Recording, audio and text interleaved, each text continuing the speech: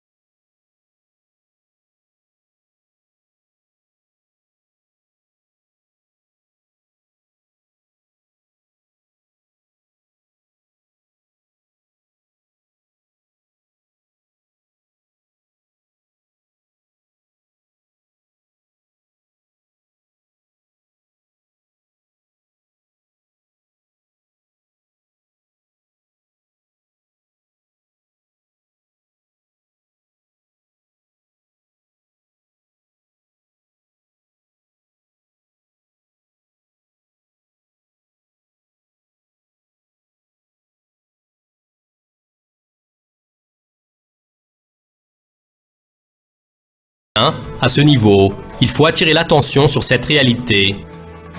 La distance de notre Terre au Soleil, lequel est une source d'énergie et possède une masse d'une grandeur énorme, est juste comme elle doit être. La Terre est ainsi à la fois protégée de son effet brûlant et destructeur, et elle profite aussi de son énergie utile autant que cela est nécessaire. Quant aux astronomes comme Kepler et Galilée, qui ont découvert cet équilibre sensible obtenu grâce au Soleil, ils ont précisé que ce système présente une conception évidente et qu'elle est la preuve de la souveraineté d'Allah sur l'univers. Quant à Isaac Newton, qui a fait des découvertes importantes sur la structure du système solaire et qui est considéré comme le plus grand scientifique qui a vécu, a écrit ainsi: ce système très sensible, qui se compose du Soleil, des planètes et des étoiles filantes, ne peut être issu que de l'objectif et de la souveraineté d'un être qui possède l'intellect et la puissance. Lui, il les dirige tous, et en conséquence de cette souveraineté, on l'appelle le Seigneur possesseur de la force supérieure.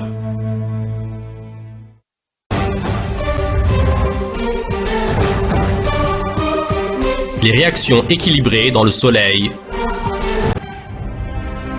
Quand on travaille, s'assoit ou se repose, alors que cela ne nous traverse même pas le bout de l'esprit, Allah crée chacun de tous les systèmes présents dans l'univers de manière à fonctionner parfaitement.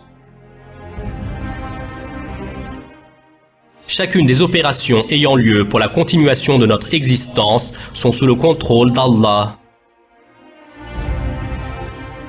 Le temps d'ouvrir et de fermer les yeux, le Soleil transforme 564 millions de tonnes d'hydrogène en 560 millions de tonnes d'hélium, et les 4 millions de tonnes excédant, il les transforme en énergie. Cette énergie que le Soleil produit en une seconde est même supérieure à celle utilisée par toutes les civilisations dans l'histoire de l'humanité. Dans les réactions à l'intérieur du Soleil, qui est un réacteur nucléaire gigantesque, il se libère une grande énergie. Et donc, à ce stade, on demeure face à face avec la puissance infinie d'Allah, ainsi que sa souveraineté sur chaque atome dans l'univers et les particules à l'intérieur de cet atome, comme les protons et les neutrons.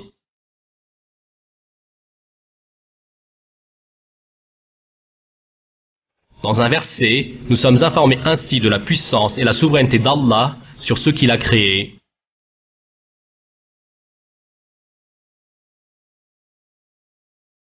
Tu ne te trouveras dans aucune situation, tu ne réciteras aucun passage du Coran, vous n'accomplirez aucun acte sans que nous soyons témoins au moment où vous l'entreprendrez. il n'échappe à ton Seigneur ni le poids d'un atome sur terre ou dans le ciel, ni un poids plus petit ou plus grand qui ne soit déjà inscrit dans un livre évident. En une seconde, le Soleil produit 100 millions de fois plus d'énergie que la bombe atomique lancée sur Nagasaki lors de la Deuxième Guerre mondiale.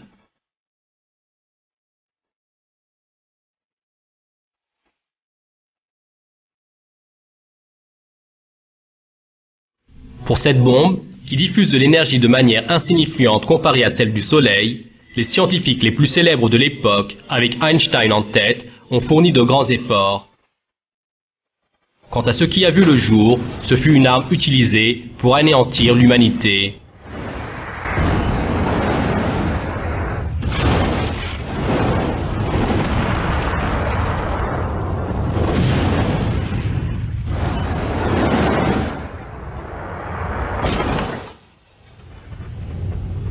Or, notre Seigneur crée une source d'énergie gigantesque de manière à nécessiter aucun effort de notre part, et en l'empêchant de nuire, il nous permet d'en tirer continuellement profit.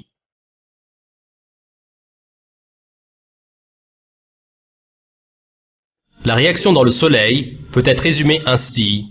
La réunion de 4 atomes d'hydrogène qui se transforment en un atome d'hélium. Très bien, mais dans cette réaction, quelle est la force qui colle les noyaux d'atomes les uns aux autres? Cette force, on l'appelle la force nucléaire forte.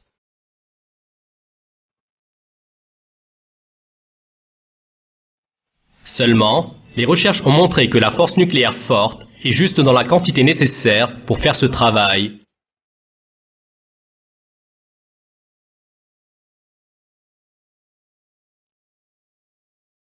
Si la force nucléaire forte était ne serait-ce qu'un peu plus faible que la valeur qu'elle possède actuellement, 2 noyaux d'hydrogène n'auraient pas pu s'unir.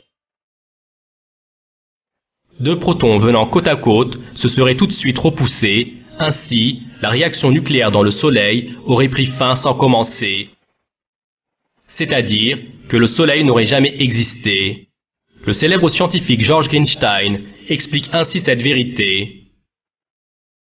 Si la force nucléaire forte avait été ne serait-ce qu'un peu plus faible, alors la lumière du monde n'allait jamais briller. Et si la force nucléaire forte était un peu plus forte, que se serait-il passé? Alors, à ce moment-là, ce n'est pas le deutéron, formé d'un proton et d'un neutron, qui serait apparu, mais un diproton à 2 protons. Dans ce cas, le combustible du Soleil serait soudainement devenu un combustible très puissant. Cela aurait été un tel combustible que sous quelques secondes, le Soleil et toutes les autres étoiles semblables à ce dernier auraient volé en éclats. Quant à l'explosion du Soleil, après quelques minutes, elle aurait noyé dans les flammes toute la Terre et tous les êtres vivants qui s'y trouvent, laquelle aurait été transformée en charbon en quelques secondes.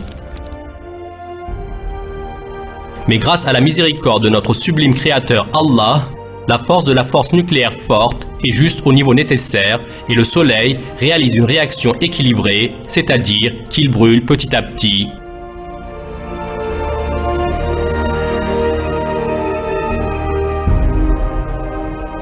Tout ceci montre que la force de la force nucléaire forte a juste été réglée de manière à permettre la vie de l'être humain.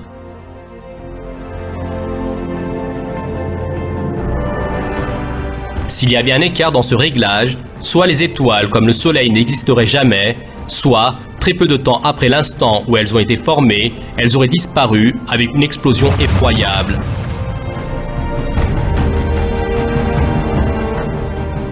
Pour la vie de l'être humain, Allah a créé le Soleil d'une manière spéciale et il nous a informé de cela dans ce verset du Coran. Le Soleil et la Lune évoluent selon un calcul minutieux.